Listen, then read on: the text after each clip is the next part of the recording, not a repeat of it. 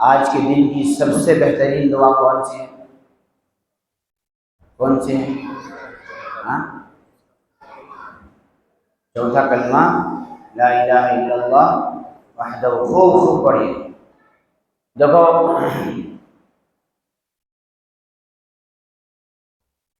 اس میں بظاہر دعا نہیں ہے، یہ اللہ کی تعریف ہے۔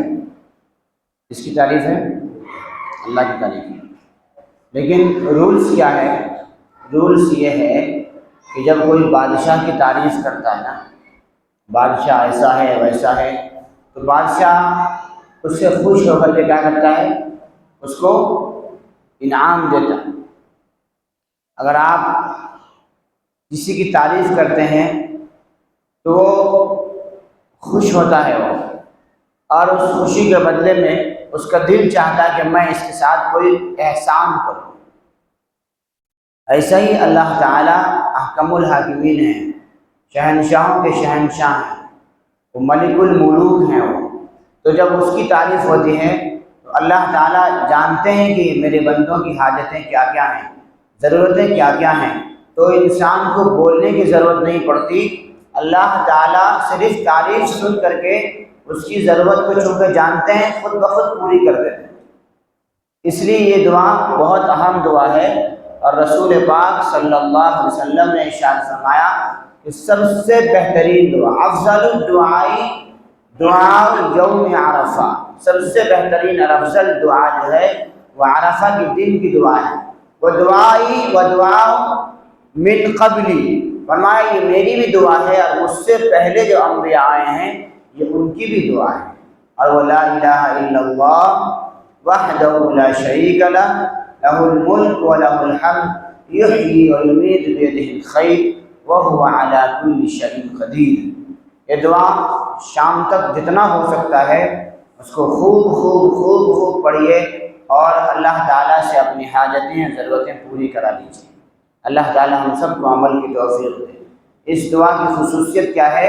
حضور نے فرمایا کہ چوتھا کلمہ اگر کسی انسان کا اتنا گناہ ہو کہ سمندر کے جھاگ کے برابر ہو جائے، اتنے سمندر کے جھاگ کے برابر بھی اگر کسی کے گناہ ہو جاتے ہیں، تو چوتھے کلمے کی برکت سے اللہ تعالیٰ اس گناہوں کو معاف فرمائے۔ تو گناہوں کی معافی الگ ہے، اور حضور کے فرمان کے مطابق سب سے افضل دعا الگ ہے۔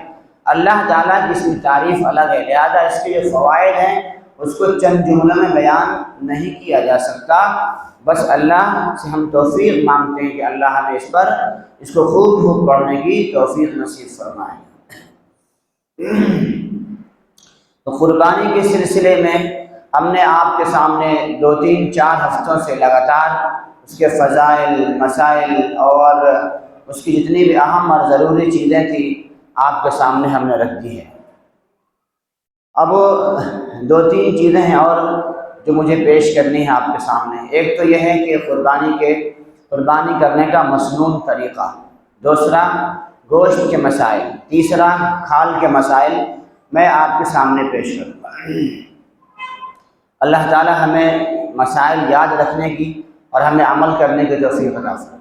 میں نے جو اس سے پہلے دانت کے مسئلے بیان کیے تھے اتنی وضاحت کے ساتھ شاید بہت کم لوگ بتاتے ہوں، اور الحمدللہ بہت سے لوگوں نے کہا کہ ہمیں دانت کے مسئلے میں جو کنفیوژن تھی، جو پریشانی تھی، ہمیں ہر سال ٹینشن میں آتے تھے، وہ اس سال ختم ہو گیا اور ہم اطمینان کے ساتھ جانور خرید لیں۔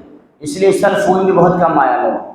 دانت کے مسائل پوری وضاحت کے ساتھ ہم نے پیش کر دی، اور پھر اس کے ذریعے موبائل کے ذریعے سے دوستوں تک جو یہ باتیں پہنچی تو ان کو بھی بہت تسلی ہوئی، اور یہ کہا کہ ہمیں بہت سکون کے ساتھ اور بہت تسلی کے ساتھ، تشفی کے ساتھ یہ سارے مسئلے دانت کے معلوم ہو گئے۔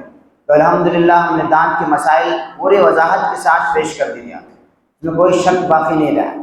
اسی طریقے سے عمر کے مسائل اور جانوروں کے جو عیب ہیں اس کے مسئلے بھی ہم نے وضاحت کے ساتھ آپ کے سامنے پیش کر دیے تھے۔ اللہ تعالی ہم سب کو عمل کی توفیق دے۔ اب 2-3 چیزیں ہیں جو اہم ہیں جو مجھے آپ کے سامنے پیش کرنی ہے، اور اسی طریقے سے صفائی کے مسائل میں نے پچھلے جمعہ میں آپ کے سامنے پیش کر دی۔ یاد رکھیں قربانی ایک عبادت ہے اور عظیم عبادت ہے، اور یہ سال میں ایک ہی مرتبہ آتی ہے، صرف سال کے 3 دن ہی ہوتے ہیں، اور بہت زیادہ پریشانی والی عبادت، بہت زیادہ مہنگی عبادت نہیں ہے۔ 3000، 4000، 5000، 6000 زیادہ سے زیادہ اگر حصہ لیں گے تو اس میں یہ قربانی کی عبادت ہو جاتی ہے۔ اگر کوئی جو قربانی زیادہ اچھی کرنا چاہے تو بکرا لے سکتا ہے وہ، اور بکرا 15 سے 20، 30 سے 25 کے اندر، 30,000 سے 35,000 کے اندر، زیادہ سے زیادہ اگر کسی علاقے میں مہنگا ہو تو 35 سے 40,000 کے اندر کا یہ قربانی ہے۔ ہم پورے سال کبھی غریب نہیں ہوتے، مگر قربانی کے دنوں میں غریب بننے کی کوشش کرتے ہیں۔ سوچتے ہیں کہ قرض داروں کو دینا ہے تو 3,500 کی قربانی ہوتی ہے، 5,000 میں جو قربانی ہوتی ہے، 5,000 میں ہماری غریبی کہاں سے آ جاتی ہے؟ تو میں کیا کہنا ہوں کہ ایک ترتیب بناؤ اپنی زندگی کی، عبادت ایک شوق کے ساتھ کرو، جذبے کے ساتھ کرو، یہ بہانے تلاش کرنے کی ضرورت نہیں۔ ہر چیز میں خرچ لیتے نہیں لیتے ہیں، تو قربانی واجب تو اسی پر ہے جو صاحب نصاب ہو، مگر یہ عبادت کا موقع ہمیں بار بار نہیں ملتا، سال میں ایک ہی بار ملتا ہے۔ آدمی گھر بنانے کے لیے خرچ لیتا ہے، شادی بیاہ کے لیے خرچ لیتا ہے، رسم و رواج کے لیے خرچ لیتا ہے، پتہ نہیں کس کس کام کے لیے خرچ لیتا ہے۔ اگر وہ 5,000 روپے اس عبادت کو ادا کرنے کے لیے بھی خرچ لے لیا تو کیا غریب ہو جائے گا یا خرچ ادا نہیں ہوگا؟ کرو، یہ ایک ایسی عبادت ہے جو ملتی نہیں ہے بار بار۔ اور چلو خرچ چھوڑو، رمضان یہ بقرعید کے موقع پر اپنے بچوں کے لیے، بیوی کے لیے، خود کے لیے مہنگے مہنگے ڈریس خریدتے ہیں، 5,000 کا ڈریس لے کے آتے ہیں، 3,000 کے کپڑے لاتے ہیں۔ بھائی یہ کپڑوں کے پیسے کم کرو، معلوم ہے آپ صاحب نصاب نہیں ہیں، آپ پر واجب نہیں ہے، مگر اتنے مہنگے کپڑے لانا کیا واجب تھا؟ اتنے مہنگے سوٹ خریدنے کیا ضروری تھے؟ آپ نے جو 12,000 کی شاپنگ کی اس کو سمیٹ کر کے 5,000 میں کرو، اور وہ 5,000 روپے، 6,000 روپے بچا کر کے اس کی قربانی کرو۔ کر سکتے نہیں کر سکتے؟ 50,000 روپے کا فون ہے، آئی فون ہے، اینڈرائڈ فون ہے، ایپل کا فون ہے، اور قربانی کے مسئلے میں غریب کا بچہ بنا، واجب نہیں ہے۔ میرے بھائی، ما عمل ابن آدم من عمل یوم النحر احب الی اللہ من احراق الدم۔ حضور کریم صلی اللہ علیہ وسلم فرماتے ہیں کہ قربانی کے دنوں میں ابن آدم کا کوئی عمل قربانی سے زیادہ بڑھ کر عمل نہیں ہے، خون بہانے سے زیادہ بڑا ہوا عمل کوئی سا بھی نہیں ہے۔ یہ قیامت کے دن ہمارے لیے نجات کا اور پرسرات سے گزرنے کا ذریعہ بنے گا۔ فرماتے ہیں وَإِنَّهُ لَيَأْتِي يَوْمَ الْقِيَامَةِ بِقُرُونِهَا وَأَشْعَارِهَا وَأَظْلَافِهَا۔ قیامت کے دن یہ اپنے کھروں کے ساتھ، اپنے سینگوں کے ساتھ، اور اپنے کھالوں کے ساتھ، اپنے جسم کے ساتھ یہ آئیں گے۔ یہ قربانی کے جانور جس کو آج ہم ذبح کرتے ہیں، کل قیامت میں یہ زندہ کیے جائیں گے، اور یہ اسی طریقے سے جس انداز سے اس کو ذبح کیا گیا تھا اسی شکل میں آئیں گے، اور یہ گواہی دیں گے کہ اے اللہ، اس شخص نے مجھے تیرے نام پر قربان کیا تھا، لہذا اس کی قربانی کو قبول کر کے اس کا بدلہ دیا جائے۔ فرمایا سمنوا ضحایاکم فإنها علی الصراط مطایاکم۔ فرمایا اے لوگو، اپنے قربانی کے جانوروں کو کھلا پلا کر کے تر و تازہ کرو، اسے موٹا کرو، فربا کرو، اس لیے کہ کل قیامت کے دن پل صراط کے اوپر تمہارے لیے سواری کا کام بنیں گے۔ یہ جانور ہمارے لیے پل صراط سے گزرنے کا ذریعہ بنیں گے۔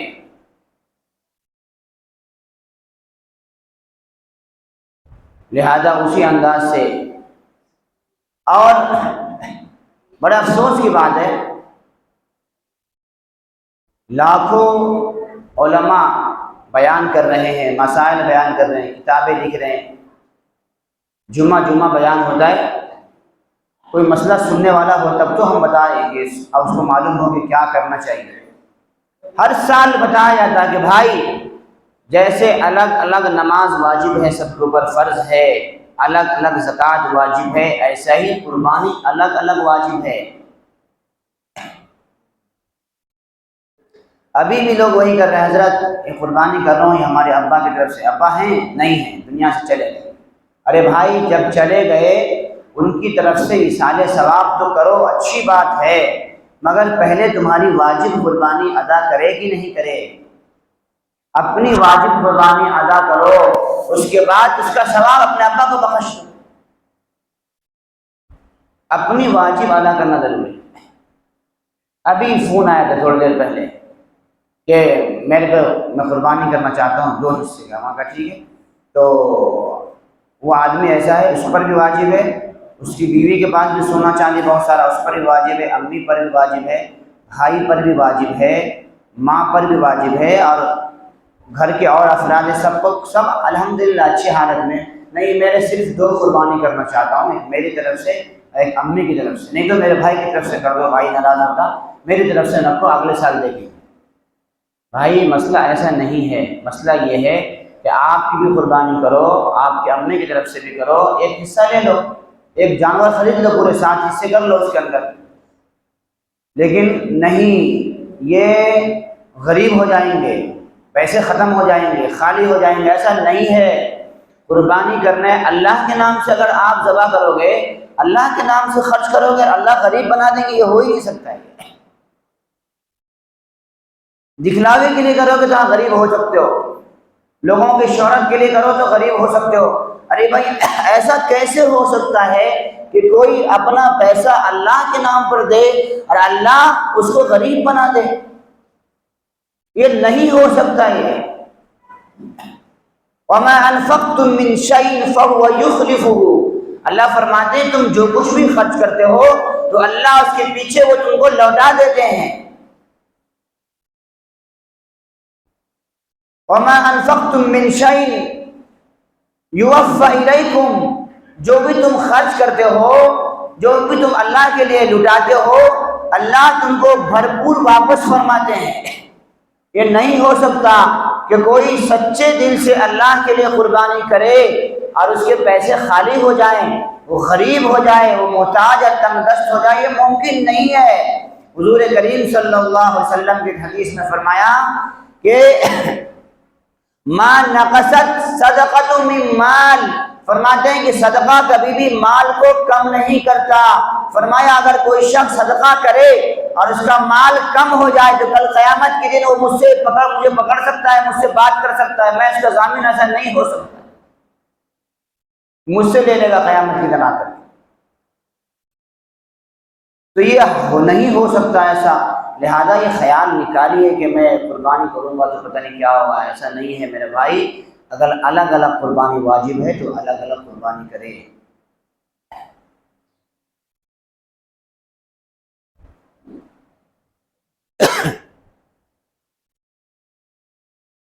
دوسرے مسئلے، قربانی صرف مالدار پر واجب ہے، مگر میں نے کہا کہ یہ موقع نہیں ملتا ہے بار بار، غریبوں کو بھی کرنا چاہیے، غریبوں کو بھی۔ جنت میں صرف مالدار کے لیے کہ غریبوں کے لیے بھی؟ تو غریب کیوں پیچھے رہتے ہیں؟ موبائل ہے نہیں 10,000 روپے کا جیب میں پڑا ہوا، 15,000 کا، کوئی غریب نہیں ہے۔ پہلے زمانے میں لوگ غریب ہوتے تھے، آج الحمدللہ کوئی بھوکا نہیں سوتا، سب کھاتے ہیں۔ اور ابھی اسکول کا فنکشن ہے اور یونین ڈے ہے، بچے کو اسٹیج پر نچانا ہے، اس کے لیے ایک ڈریس خریدنے کے لیے پرنسپل نے کہہ دیا ہے تو ماں باپ شموگا جا کر کے 5,000 کا ڈریس لا کر دیتے نہیں دیتے۔ غریب نہ بنو، اللہ کے لیے خرچ کرو۔ اپنی غربت میں رہتے ہوئے پتہ ہے کہ پریشانی ہے، پھر بھی یہ جو عمل ہے قربانی کا، یہ عمل ملے گا نہیں موقع، اس سے اچھا عمل ان 3 دنوں میں، اس سے بڑا عمل کوئی ہے ہی نہیں۔ لہذا اپنا جو عمل ہے اللہ کے سامنے پیش کرو، ہو سکتا ہے اللہ اس کو قبول فرما کر کے آپ کی غربت کو دور کر دیں اور آپ کی جھولی میں بھی مالداری ڈال دیں۔ اپنی ضرورتوں کو شارٹ کٹ کرو اور اللہ کے لیے قربانی پیش کرو۔ اس میں مسئلہ کیا ہے؟ اگر کوئی غریب آدمی نے ایک جانور خریدا اور وہ گم ہو جائے تو اس پر دوبارہ قربانی کرنا واجب نہیں ہے۔ اگر وہ جانور مل جائے تو پھر وہ قربانی کرے گا اس کو، یا اگر قربانی کے بعد ملے تو اس کو صدقہ کرے گا۔ لیکن کسی غریب نے سوچا کہ گم ہو گیا ہے، چلو دوسرے خرید لیتا ہوں، پھر دوسرا جانور خرید لیا اس نے اور پہلے والا بھی مل گیا، تو اب دونوں کی قربانی کرے گا، کیونکہ اس نے اللہ کے لیے اس پہلے والی قربانی کو بھی خاص کر دیا تھا، جانور کو بھی قربانی کے لیے خاص، اب وہ عبادت کے لیے خاص ہو چکا ہے وہ جانور، لہٰذا پہلے والا بھی قربان کرے گا، دوسرا والا بھی قربان کرے گا۔ واجب نہیں تھا نا اس کے اوپر، اس نے اپنے اوپر خود واجب کیا ہے۔ یہ غریب کا مسئلہ ہے۔ امیر کا یہ ہے جس کے اوپر قربانی واجب ہے، مالدار ہے، اگر اس نے کوئی جانور خریدا، اس کا جانور گم ہو گیا تو اب اس کو چاہیے کہ دوسرا جانور خرید کر کے قربانی کرے، واجب ہے۔ غریب کے لیے دوبارہ خریدنا ضروری نہیں ہے، واجب نہیں ہے۔ مالدار کے لیے دوسرا جانور خرید کر کے قربانی کرنا واجب ہے۔ یہ ایک مسئلے میں فرق ہو گیا۔ دوسرا مسئلہ، جانور گم ہو گیا تھا، اس نے خرید بھی لیا ذبح کرنے کے لیے، اتفاق سے وہ پہلے والا جانور بھی مل گیا، تو اب مالدار کے اوپر اس کو گنجائش ہے کہ اس کو ذبح کرے چاہے اس کو ذبح کرے، دونوں میں سے کسی ایک کو بھی ذبح کر دے، دونوں کو ذبح کرنا اس کے اوپر واجب نہیں ہے، کیونکہ اس پر صرف واجب ہے، پہلے سے ہی واجب ہے اس کے اوپر، شریعت کی بنیاد پر حکم ہے اللہ کا، لہذا کسی ایک کو ذبح کر دے گا اس کی قربانی ادا ہو جائے گی۔ لیکن غریب پر واجب نہیں تھی قربانی، اس نے خود واجب کیا ہے، لہذا اس پر دونوں جانوروں کی قربانی ضروری ہوگی مل جانے کے بعد، نہیں ملے تو کوئی مسئلہ نہیں ہے۔ ذبح کیسے کریں گے؟ سب سے بہتر ہے کہ آدمی اپنے سے ذبح کرے۔ کیا کرے؟ بہتر یہ ہے کہ قربانی اپنے ہاتھ سے کی جائے۔ اگر نہیں آتا ہے کرنے تو جو لوگ جانتے ہیں، جانکار ہیں، ذبح کرنے کے ماہر ہیں، ان لوگوں سے کیا جائے۔ لیکن پھر بہتر ہے کہ ذبح کرنے کے وقت میں سامنے موجود رہے۔ حجۃ الوداع کے موقع پر رسول اللہ صلی اللہ علیہ وسلم نے 100 اونٹ کی قربانی پیش کی تھی۔ کتنے؟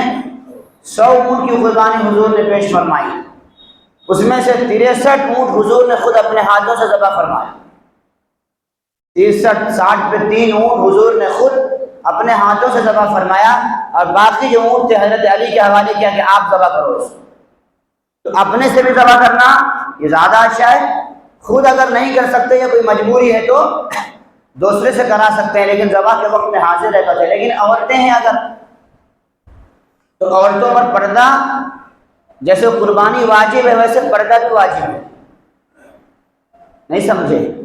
قربانی بھی واجب، پردہ بھی واجب، لہذا اگر کوئی دوسرا آدمی آگے ذبح کر رہا ہے جو نامحرم ہے، جس کے سامنے پردہ ضروری ہے، تو وہاں جا کے عورتیں نہ کھڑی ہو جائیں، وہاں جائز نہیں ہے، دور سے دیکھ سکتی ہیں، بے پردگی کے ساتھ سامنے نہ کھڑی ہو۔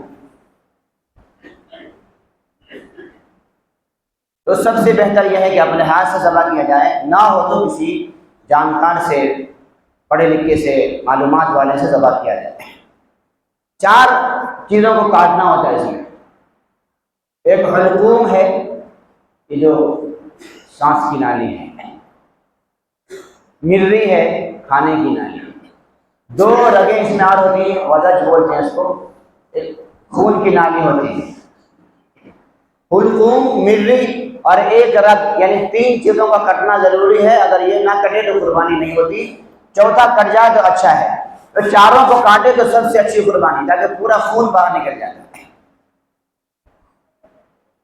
یہ قربانی میں ضروری ہے، ہر جانور میں ضروری ہے، یہ ذبح کے مسئلے میں، ذبح کا مسئلہ ہے، یہ صرف قربانی کا مسئلہ نہیں ہے۔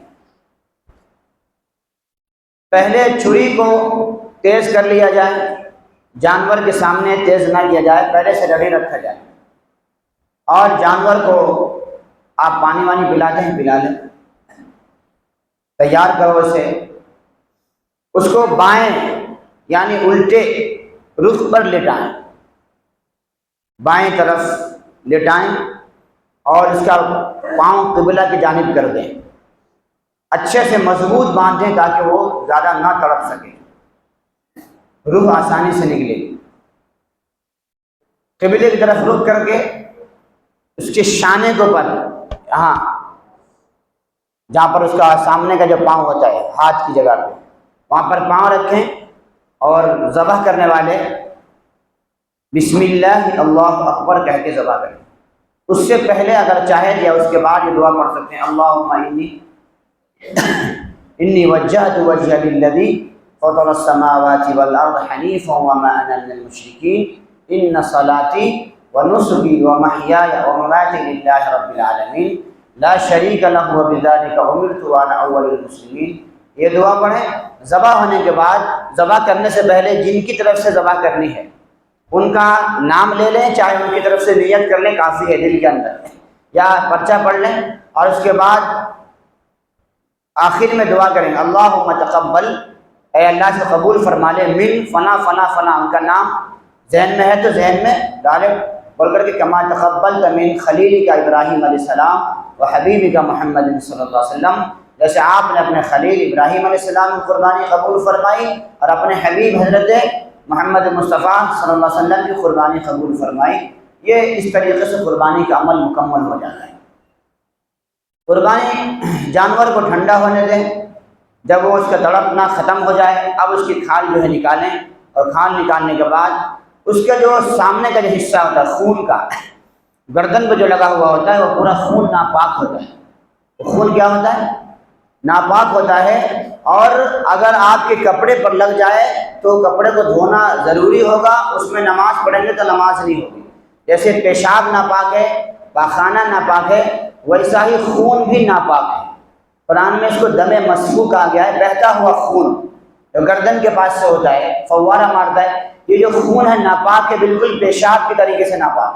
پیشاب کی چھینٹوں سے بچنا ضروری ہے، ویسے خون سے۔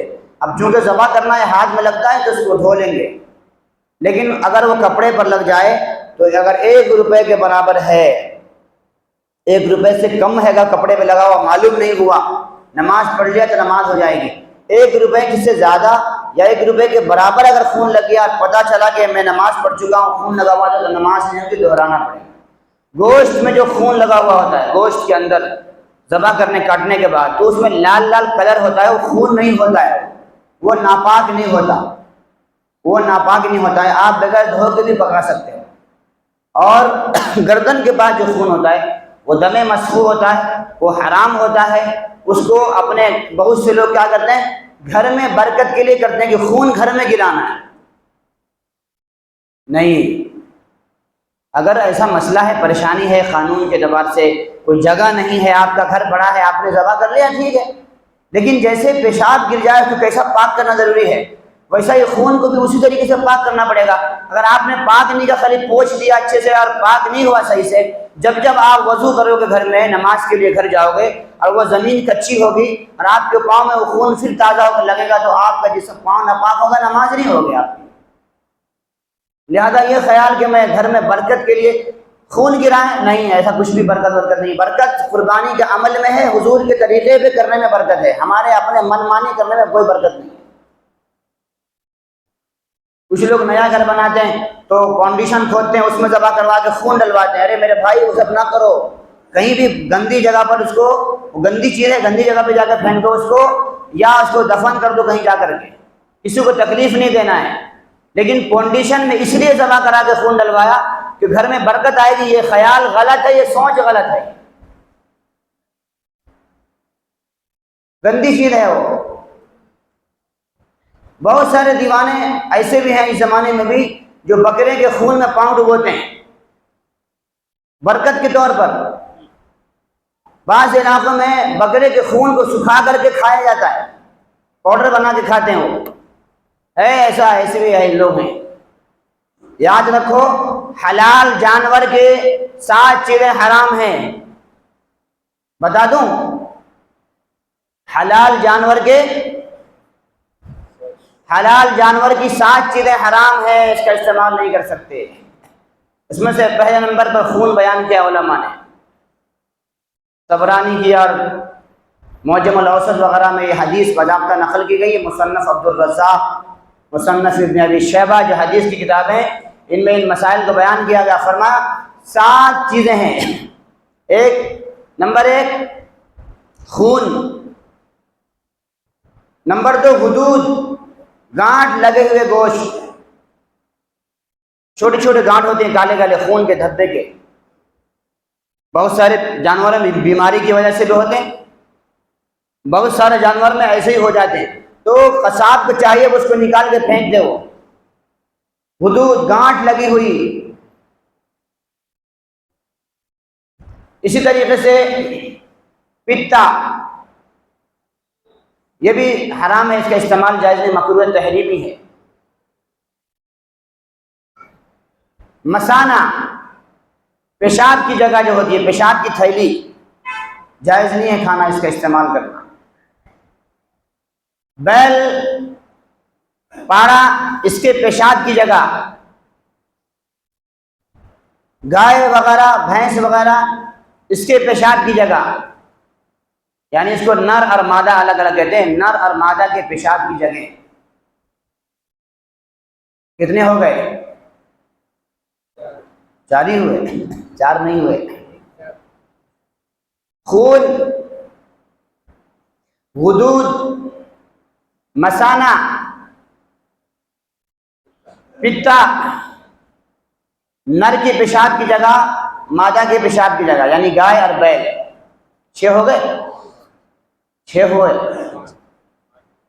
اور کپورے. کپورے بھی کیا ہے؟ حرام ہے. یہ جو نر اور مادہ کی پیشاب کی جگہ نا، یہ الگ الگ ہے. نر کے الگ، مادے کے الگ، تو ملائیں گے تو 6 بن جاتے ہیں. اور کپورے، خصیہ، یہ بھی حلال نہیں ہے. یہ تو لوگ ہے نا بیل کے تو پھینک دیتے ہیں، بکرے کے نمٹا دیتے ہیں. جیسے بکرے کا صحیح نہیں ہے گائے کا، بیل کا صحیح نہیں ہے، ویسا ہی بکرے کا بھی صحیح نہیں ہے. دونوں مکروہ تحریمی لکھا علماء نے.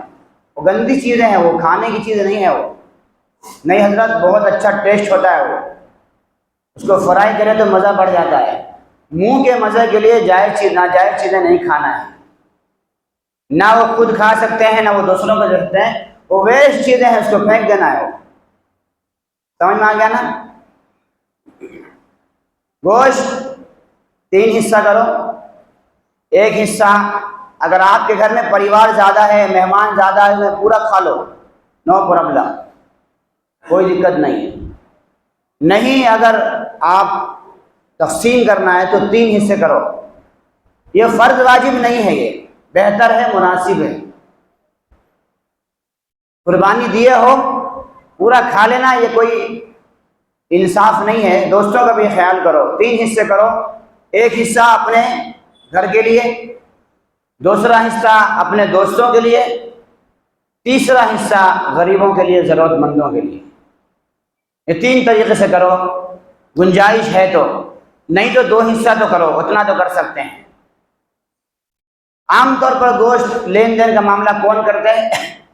کہ وہی وہ غریب آدمی ہے، نہیں اس کے یہاں بکرا کٹا ہے، اپنا پاڑے کا گوشت پہنچا دیا، وہاں سے بکرے کا گوشت، یہ نیت سے دیتے بہت سے.